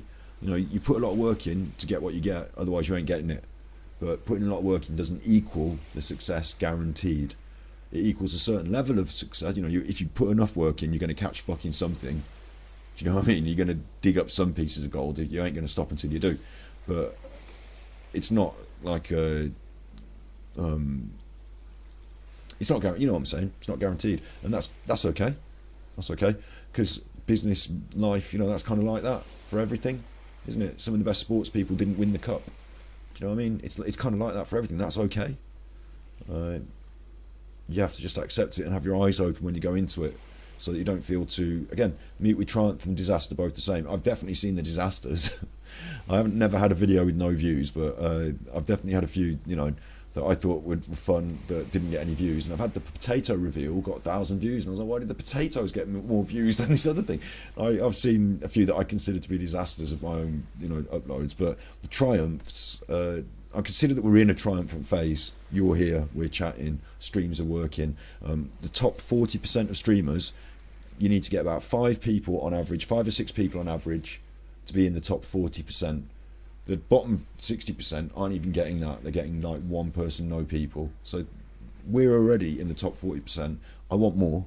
I want more triumph. But it's important to see the triumph and disaster both the same. And as long as you're enjoying it and you're making ends meet, and it's not a grind that gets you down, it's something that you get out of bed and feel like, oh, I want to start editing now. I've got this idea. Right? Then as long as it's that, then you're on a good thing, in my opinion. Maybe I'm wrong. Maybe you should be getting out of bed and thinking, no, I'm going to fucking whip this algorithm today. But I don't know, it's opinions, isn't it? You saw a local news story about a guy here doing a gardening vlog, and he's making millions. It blows my mind. Yeah, quite often what I said earlier as well about passion, you know, about, you know, if you've got a passion, fuck it off and do what the algorithm wants. Quite often, actually, I was a bit wrong to say that. If you've got a passion and you can, these days it's not just your passion, it's also your charismatic ability and your editing and media savvy, isn't it? Social media savvy, being friends with friends of friends. It might be this, it might be that, it might be whatever. You might get lucky and get viral, whatever, but I also do think, yeah, if you've got a passion and you're doing it because you love it and you're into gardening, and you know, that's going to come through as well. And it could absolutely blow up. Who knows? I would think if you're making millions, it's not an accident. I actually don't see many people at that very top end making millions just by accident. You know, I see them with the Instagrams, with the agents, with the, you know, the head screwed on, the business sense, working all the angles. You know, they're not making mistakes and bumbling through it. Even people like Asmongold, who appears to be uncouth, like dishevelled in a rough room like myself. He knows what's going on. You know, he's making content. He's not just switching on his computer and having a chat. A bit like what I'm doing here. I'm switching on the computer and having a chat, and I'm the antithesis of all the things that I'm saying are good examples. In my B-side channel, late at night, it's 2 o'clock in the morning. I've got to go to. I'm talking too loud. I've got to go to bed soon because tomorrow's my mum's birthday, and I don't think we're going to be able to stream in the daytime. I think we're going to be out for lunch. But anyway, Epic Gardening's his site. Millions of followers. Sounds good. And also, everyone's got a garden, haven't they? So, a bit like chefing and cooking, there'll always be a new, interesting cook, won't there? There'll always be a new, interesting personality doing the chefing. Because it's not, you know, we all cook. So it's not really something that nobody in the world can say, oh, I'm not going to watch that. That's rubbish. I don't need that. Like, everyone's interested in food. And it's more about the personality that comes through that's the new one, isn't it? And once you've been on the block for a while, then you're going a bit stale, and then you have a new one come in, don't you? A bit like singers. You know, the media, the content, this is the way the more traditional media has got lazy, is the content of the more traditional media has not changed very much, just the people presenting it have. So you've had a different celebrity chef over different every generation's got their own one, but they're all teaching how to cook. Do you know what I mean? Like, there's been different singers over the years, but they're all singing similar songs. It's interesting. Yeah, my dad and my mum's birthdays are very similar, aren't they? I've already been out and bought the flowers, so I've already done my bit. We want is a juicy advantage, and that comes to us in the form of velocity, or the snowball effect as I like to call it. Think of any video on YouTube as a giant snowball. The larger the ball is when it starts, the faster it grows and the faster it will go. But for the YouTube algorithm, it's important to factor in virality. This is the rate at which something grows increases. The rate at which something grows on YouTube increases. It's the same thing on Twitch, right? Is because like once your stream gets up to the top, and then it's like a lot of people are watching it and everybody sees it, etc. That's whenever things really start picking up speed or steam. And like I was saying earlier, top 40% of streamers get about 5 or 6 viewers. The top 20% get about, I think it's 20 to 30. Then you go in smaller percentages. The top 1% are getting over 250. And you'd be like, no, they're getting thousands. Yeah, the top 0.5% are getting the thousands and thousands. The top 1% are getting over 250 regularly, and that seems achievable to me. That doesn't seem like extraordinary numbers, but live streaming, top 1%, 250 regular viewers. You know, the real elite echelon are the ones that he's talking about. And here's another point. Sometimes we wonder if Asmongold bought viewers, because you can go on websites that, I don't know. You know, obviously I've never done it because look at my view counts. But you can go on websites, they promise you viewers. Like, you go on Twitch, you stream, the viewers come in from these fake bots or whatever they are, you know, these fake websites. And it's obviously rubbish and fake, but if Twitch can't get you, if like your agent did it, or, you know, your friend of a friend did it, and then you're on the top of that list on Twitch, like he says, once you're up on Twitch on the top end, people watch you because you're popular, because you're at the top end, because you're more visible. So once the snowball's big, it gets bigger, and it's that first push. It's like momentum. It's like I used to watch these strongman events, you know, lifting something big and heavy, or Sisyphus pushing the rock up the hill. It's getting that first bit of momentum, getting it going is really hard, and then it takes a lot of pushing. But once it picks up some speed, and once it gets some people, then it can actually take off, and you don't have to push as hard, I imagine. I don't know because I'm not there, but it's so hard in the beginning, yeah. And what I wonder if Asmongold he's so quick on it here again to mention this point. I don't know. I wonder, did he buy views to put himself on the top? Did he say to himself, look, bottom line, I'm going to have a big shot at this, and if it goes well, you know, I'm going to be big, so I'll go all in and I'll put the views. I sometimes think about doing that myself. I think about it. I don't do it because I reason it out that I'd rather see my own success. I mean, you would actually say, no, that is my success. I chose to do that. I was clever. So well done me for having the success. Look, now I'm at the top. People actually want to watch me. So I am watchable. So, you know, I put myself in the position so that they can make the choice. They choose me, good. Or they don't choose me, well, that wasn't worth the money. Do you know what I mean? At the moment, when I'm on Twitch, no, I'm not going to be at the top. Not many people are going to find me. The end. Like, whether I'm good or not, it's not. It doesn't matter. It does matter because it's that hard push at the start. But you know what I'm saying? Like, why not put yourself in the shop window if it's only money and a bit of a cheat? You know, the people that do win, the end. Like, you've only got one life. Do you want to win or not? So I do think about that. I really think about it, and it's the fact that he brings it up in conversations like this that makes me wonder about him. But and then it's like a lot of people are watching it, and they're the stress of keeping the viewers engaged. Snips. I think it's this. I think I do the same stream to 1 million people as I do to you. To you, just you. But I think I just stream the same. You know, I just am me, and if it works and people want to watch, they want to watch. I'm watching people who are just being themselves. You know, presenting what Asmongold's doing on this video is just talking about a video the same way I'm talking about the video. So if there's a lot of people, I feel embarrassed all of a sudden. I feel nervous because I understand that there's a lot of people. That's why I don't have the view count on at the moment. I can't see how many people are here. I'm just judging by the people in the chat. I can't see when I'm on Twitch. I can't see the view count numbers. I turn it off. Like it's a toggleable thing. I can turn it off. I don't want to see. Like, if there's lots of people, I'll feel a bit more nervous. If there's nobody, I'll feel a bit more downhearted. I want to give the right vibe. I want to, you know, produce my content. So I produce like people. Like, it's like playing the guitar when you're practicing. You know, practice like dance like no one's watching, but practice like you're on stage, isn't it? Do you know what I mean? Like, you practice like as if people are watching. You want to do your best. The end. There are a few million of us right now. Yeah. You just see the chat flying past really fast, and I'd have to put it on slow mode, and it would be a bit different because I'd have to pick out random things. I'd have to pay attention a bit more to chat, but other than that, it would be the same me. Everybody sees it, etc. That's whenever things. I would feel more obligation to be on stream more regularly. Definitely that. I'd feel more obligation to turn up. Even on days where I don't feel so much like doing it, or tomorrow's my mum's birthday, I should be able to say, I've told everyone I'm going to be doing Madly I'm McCann tomorrow, I'm just not going to turn up. Oh no, doesn't matter. It's only a little thing, isn't it? But in the big, like, if you don't turn up to your fucking job, and people are, are interested, you're taking your own snowball, and you're stopping your own snowball because you just can't be asked to turn up. So I'd put more pressure on myself then. I think that would change. But other than that, no. Really start picking up speed or steam or whatever you really want to call it.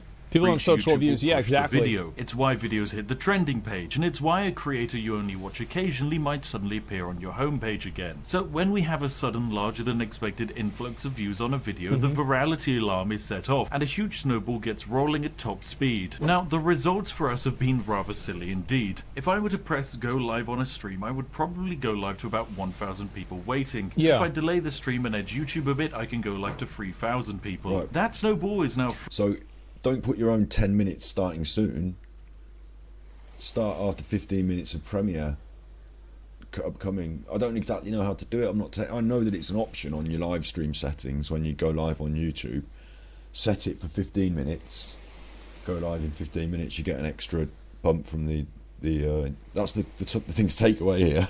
3 times the size, and it's going to roll pretty fast. But a few weeks ago, we did a stream where we edged YouTube for around about 2 hours straight. This stream didn't start...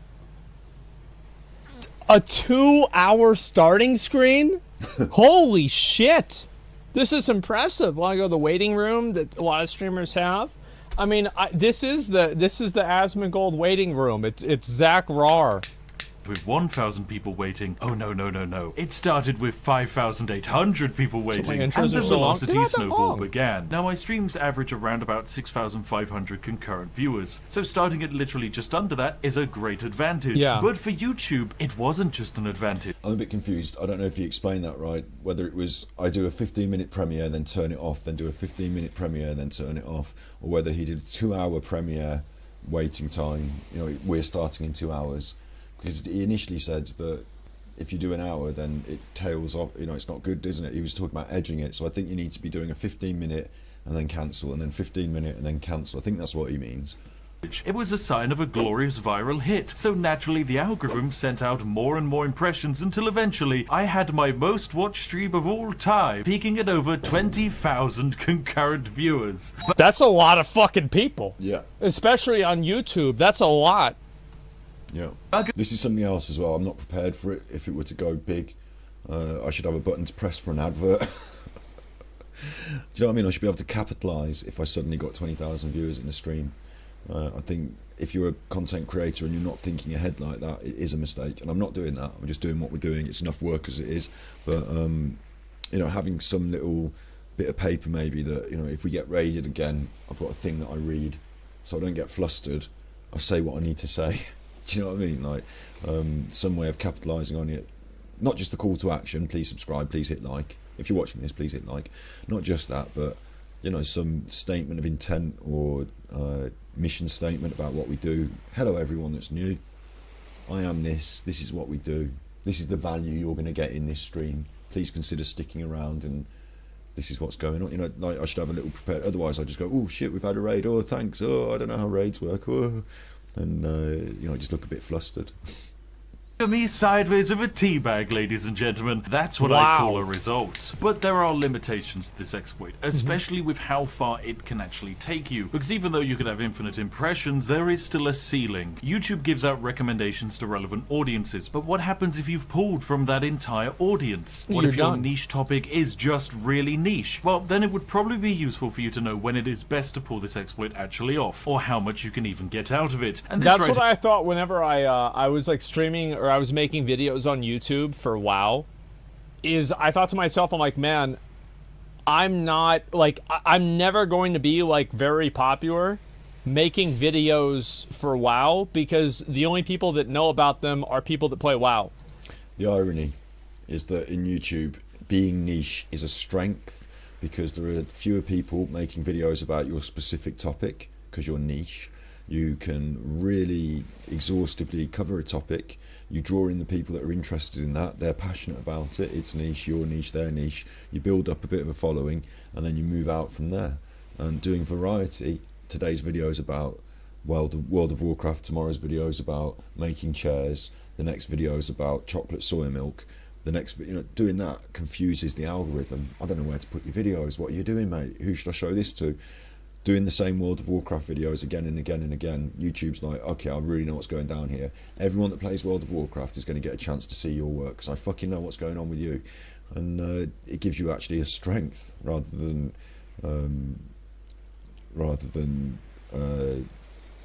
it being a weakness. And then I've watched Asmongold through his World of Warcraft content, and I've never played World of Warcraft. And I think there's a lot of people that, specifically with World of Warcraft, will watch content about it that have not played it. Plus on top, when you're popular within a niche, when you're, you know, that snowball is rolling and you're developing your abilities as a content creator, whether live or edited or whatever, you're gaining confidence and being good at what you do. You're getting better, and then you'll have a video that, you know, might break out, might get suggested around a bit, and people are like, I don't really watch World of Warcraft, but this was a good video. Do you know what I mean? And it will only happen if you do that practice and develop, or you're just really massively talented straight away. Like that chap I was saying who had the Kit Kat or ContraPoints. But yeah, that development process for any content creator is good, and doing it within a niche and staying within that ascribed lane helps your growth rather than hinders it in the early stages, because you have a clear identity. And people know what to expect when they come to your channel, and that's why they come to your channel. The world's a big place, YouTube's a big place, there are lots of different channels, and too much variety confuses someone who says, I really like this video about chocolate soy milk, but the next one about chairs was just not for me, you know? And I looked at Twitch, and I was like, okay, well, this guy's just running around talking to this girl. Like, this guy's just talking, and, like, people are watching him. He's not even good. I mean, look, he has like 4,000 achievement points. This guy's a fucking loser.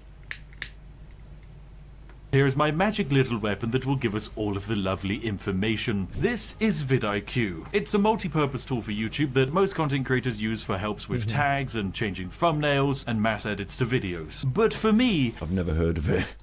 This is a tool that allows me to destroy everything. It was designed to aid with creation, but now it will aid with destruction. Vid Iq lets us see the amount of searches per month that a specific tag is getting. This is our potential audience to pull from. The higher those sort of stats are gold dust. Searches per month that a specific tag is getting. I use YouTube trends sometimes, Google trends, you know, I look on the trending and stuff, but knowing who's searching for what, you know, knowing what to make a video about so that you can tickle the algorithm so that you can ride the trend waves, even if you come at it from a slightly different angle or whatevs. Knowing it is important, you know, knowing the opposite as well, that no one's searching for that. You might think, oh, I'm going to make a really good video about Coca-Cola, and this week no one gives a shit about Coca-Cola, they're all searching Pepsi, so you're better off doing the Pepsi one, aren't you? It just, you know, knowing that is gold dust to a content creator, because that's the river of energy that's flowing that you're trying to tap into.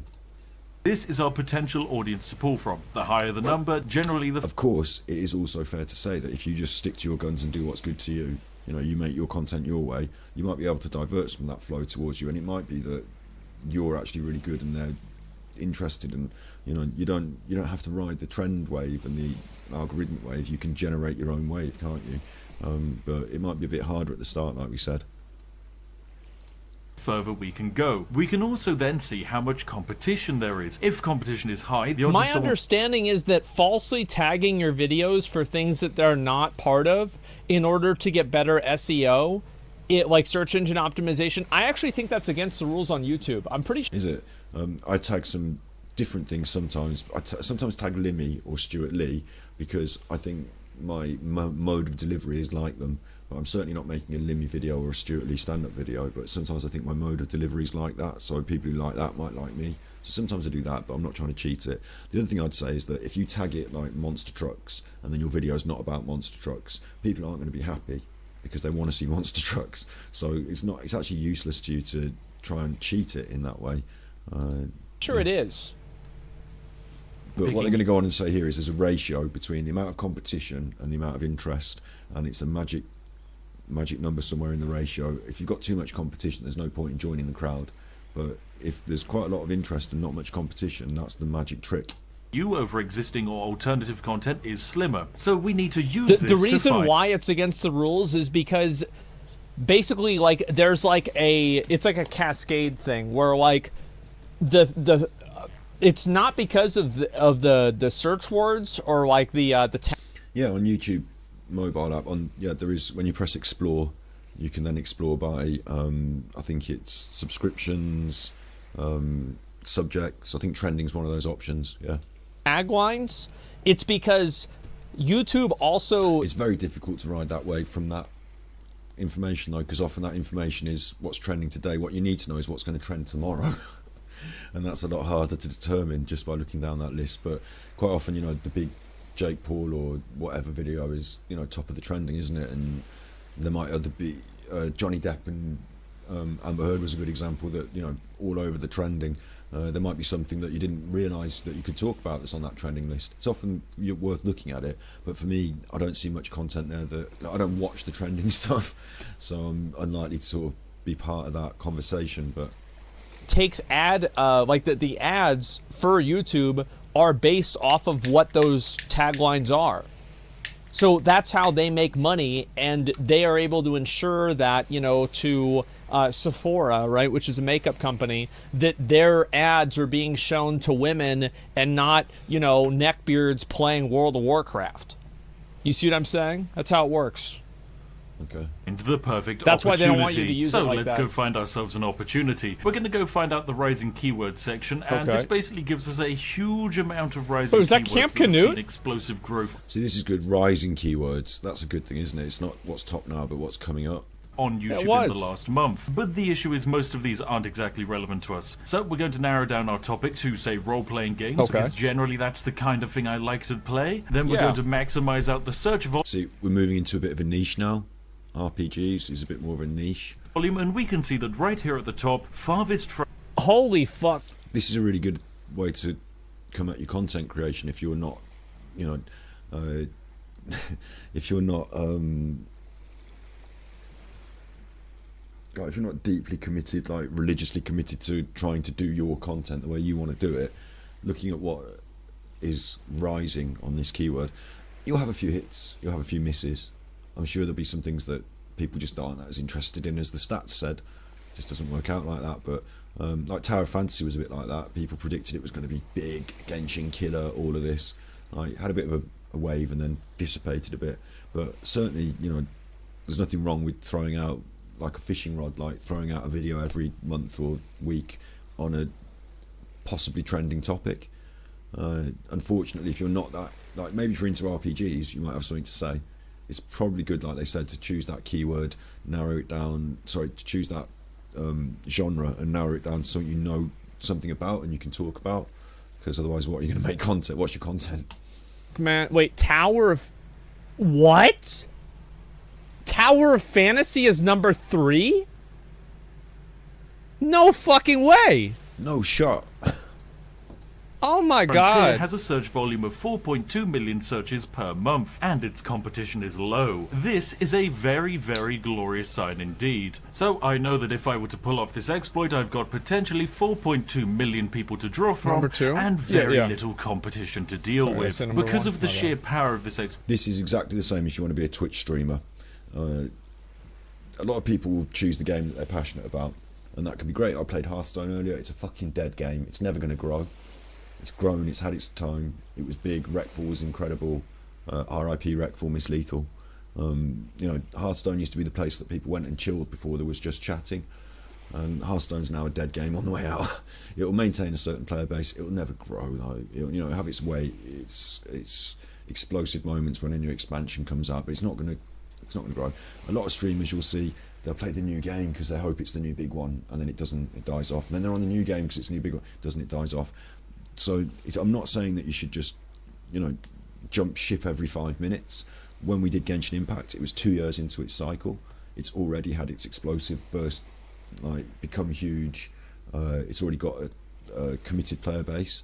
On Twitch, there's not that many people streaming it, but I know, regardless of the numbers viewing it on Twitch, which aren't that big, but it's big enough.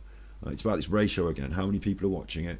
How many people are streaming it? Fortnite's got loads of people watching it, but there's so many people streaming it, and the big streamers are pulling in so many of the views.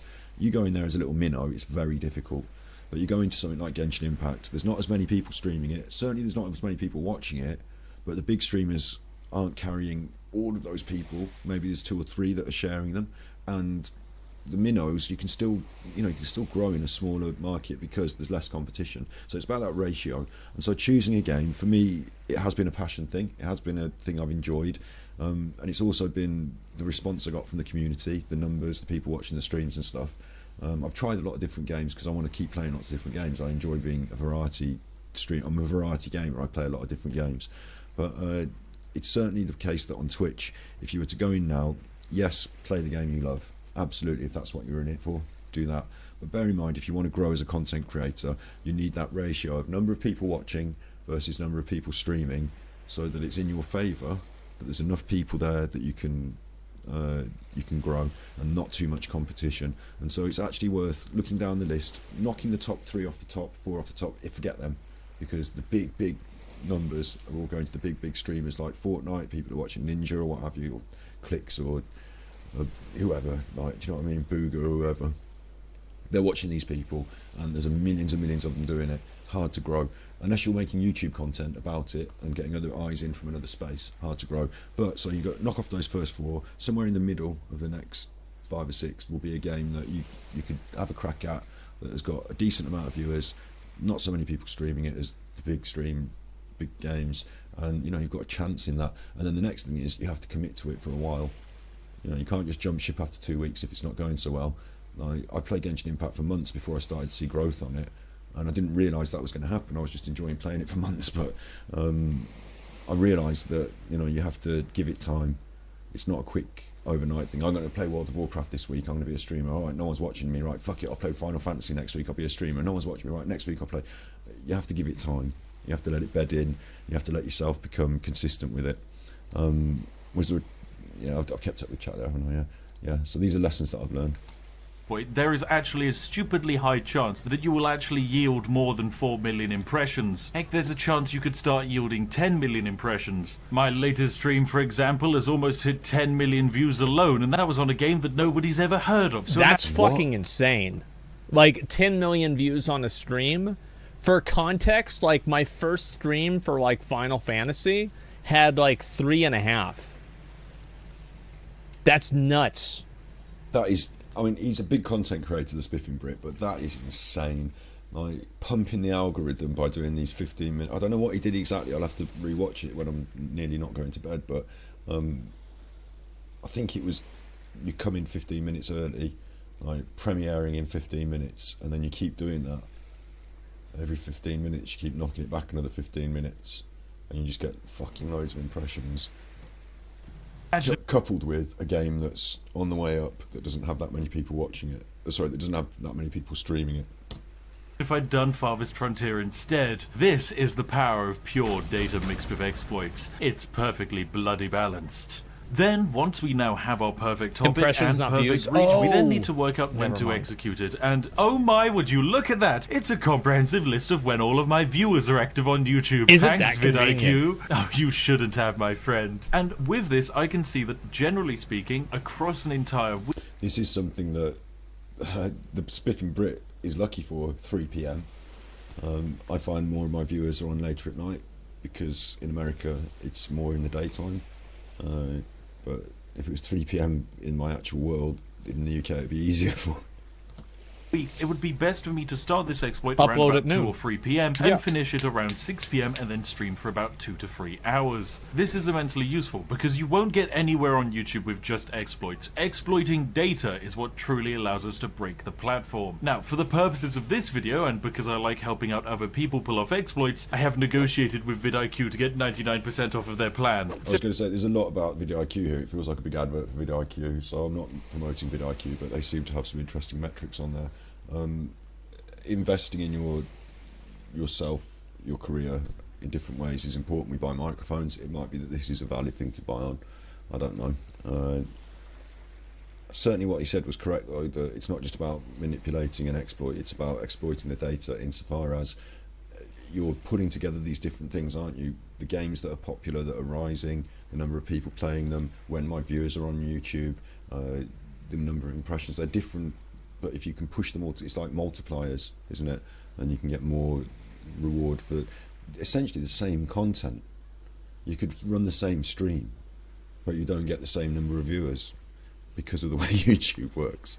Seriously, it's an incredibly useful tool that's been feeding me data for the last 5 years, and it's a huge thanks to the reason why I'm here. I swear to God, did I just watch 8 minutes of a fucking ad? To watch 8 fucking minutes of an ad? I didn't even know it? Gotcha? Shit!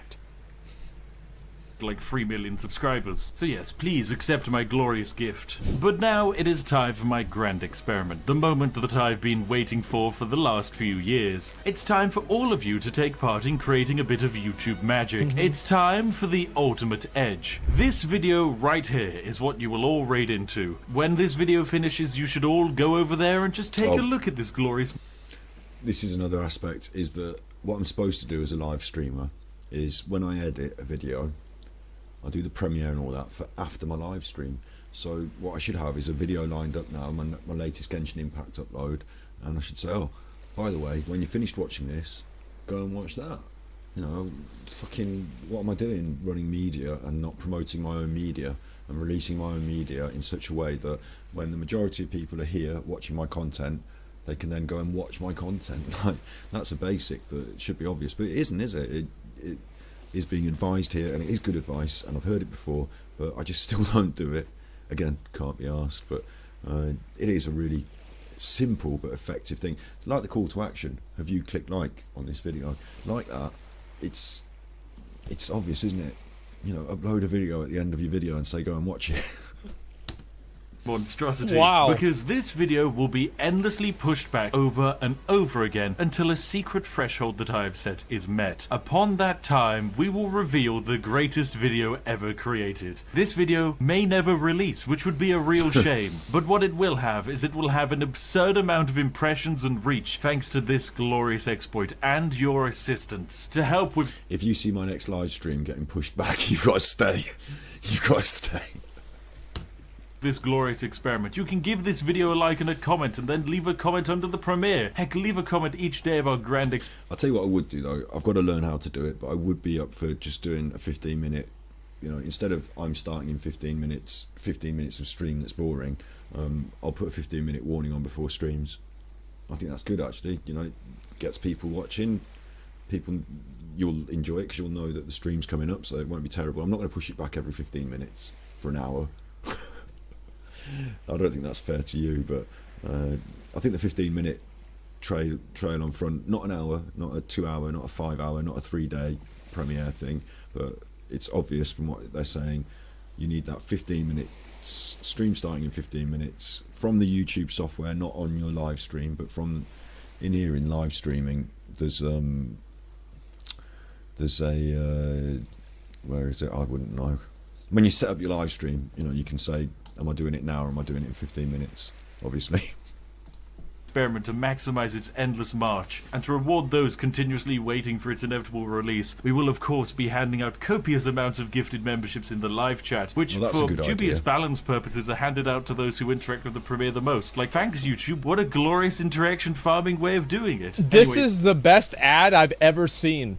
This is like, you know, like whenever you were watching Adult Swim back in the 2000s, and it was like some stupid fucking infomercial that for some reason they remixed it to have like techno music, and there's like random anime girls, and you just end up watching it for like a half hour. This is our glorious experiment and YouTube exploit, so grab yourself a nice warm cup of tea and let's go write some YouTube history. Yeah. I'll see each and every one of you over on the premiere. Oh my fucking god, man. Wait, the best video on... Alright, let me click it.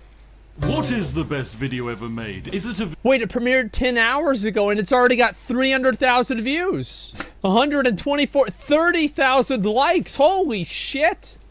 Video that makes you laugh, a video that makes you cry, or perhaps a video that teaches you how to exploit the world for infinite money. I personally believe it's the latter. However, ladies and gentlemen, there is no infinite money exploit in the world. The true exploit is self-improvement and living a happy and balanced lifestyle of So, I don't know if I'm going to watch the best video ever on YouTube, which I don't think is much of a video, is it? It's just there to sort of say, we've done the exploit.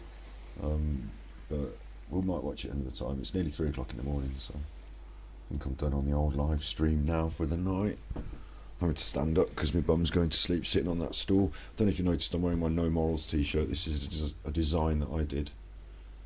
Obviously I didn't do the original, did I? It's a parody. But it says No Morals. So might want to try and get we might try and get this on the old merchandise. I only ever made one for me, but we might try and get it going on the old merchandise. Hearthstone's shut down because I'm offline now because I didn't play it enough. They hate me as well as much as I hate them. Yeah, I don't hate you though. You're all good. It's been a good one, hasn't it? Interesting stuff. We've definitely got to have a look at these other games. I thought it was McDonald's merch. Yeah, No Morals. I've probably got the design on a computer somewhere, but maybe not. I did it myself. It's good, isn't it? Vegan. I should I should have that actually prepared actually to go, and then you could actually get one, and then I could make £2 off the thing. But fucking hell, can't be arsed. There's a lot to do, isn't there? There's a lot to do. But yeah, we've had a good one. These streams will continue, these late night battery exhausted streams. Late night for me, of course, where I play a bit of a computer game and I chill and listen to some YouTube videos and maybe do some talking. The computer games will change. Snips has made a good idea for a different one. Again, I've just got to pull my finger out. I can't be arsed. Got to download some different games and we'll find some chill games to play. But Hearthstone might not be the game, mightn't it? Might not be the game. So yeah, anyway, you be good, my little podcast, you be good. And remember, if you can't be good, then you're naughty.